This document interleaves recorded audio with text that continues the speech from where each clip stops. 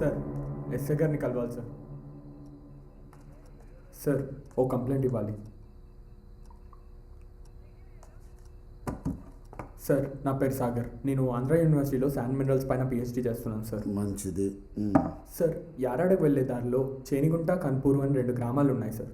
రీసెంట్గా వచ్చిన తుఫాన్లో ఆ 2 గ్రామాలు పూర్తిగా మునిగిపోయాయి సార్. అయితే గత 10 సంవత్సరాల్లో అంతకంటే పెద్ద తుఫాన్లు చాలా వచ్చాయి సార్.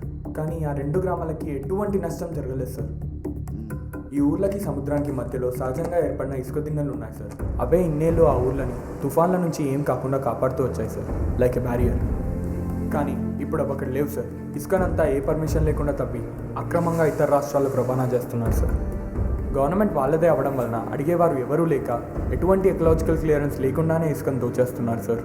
చివరికి ఆ ఊర్లకి సముద్రానికి మధ్యలో ఏ అడ్డు లేకపోవడంతో చిన్న తుఫాను కూడా ఆ ఊర్లన్నీ మునిగిపోతున్నాయి సార్. ఈ ఇసుకనంతా ఇల్లీగల్గా రవాణా చేసేది మైనోరా అనే సంస్థ సార్. ఎవరు? మైనోరా సార్. దీని వెనుకుంది మన irrigation minister Dheeraj Kumar sir. దానికి సంబంధించిన ప్రూఫ్స్ అన్నీ ఈ ఫైల్లో ఉన్నాయి సార్. మీరే ఎలా అయినా యాక్షన్ తీసుకోవాలి సార్. తీసుకుందాం.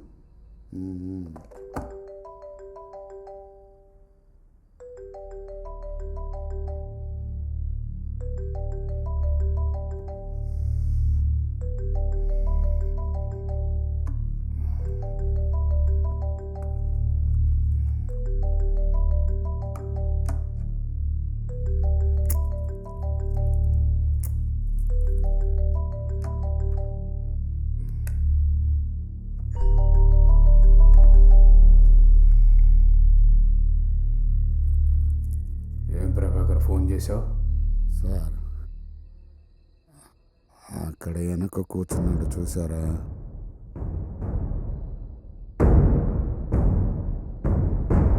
ఆడి పేరు సాగర్.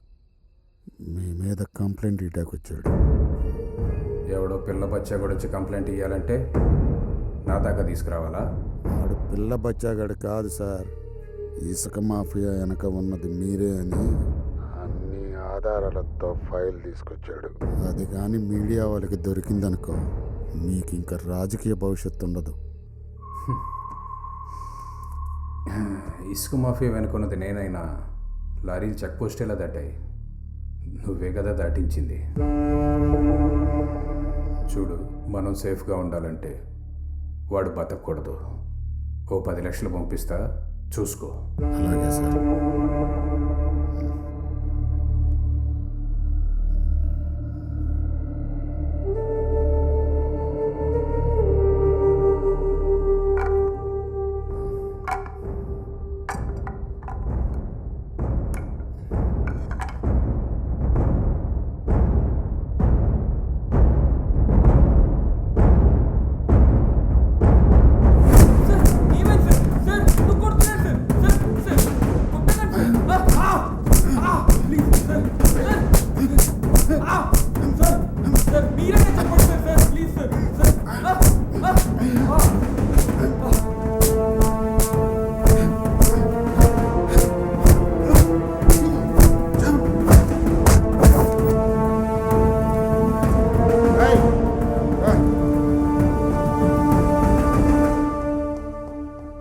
చూడు,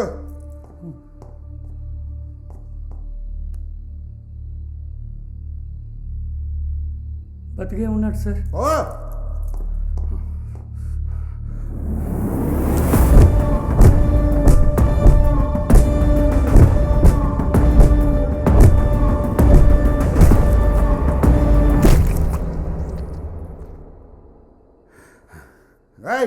రా ఇప్పుడు చూడు.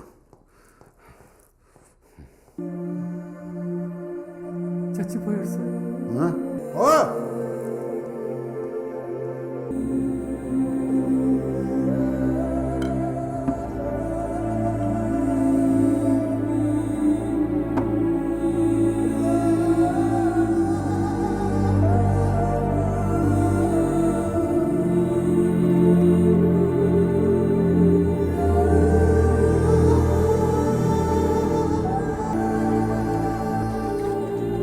బండ్లు ఉన్నాయిగా, డ్రంక్ అండ్ డ్రైవ్ యాక్సిడెంట్ అని కేసు బుక్ చేయి.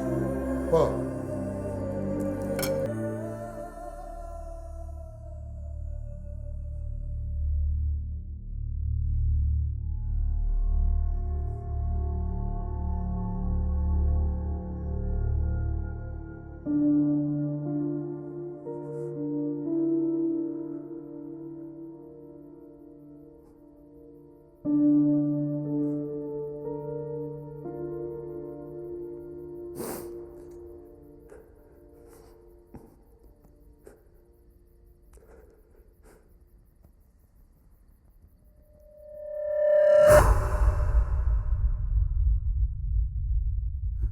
అండి వేదా అండి వేదా అండి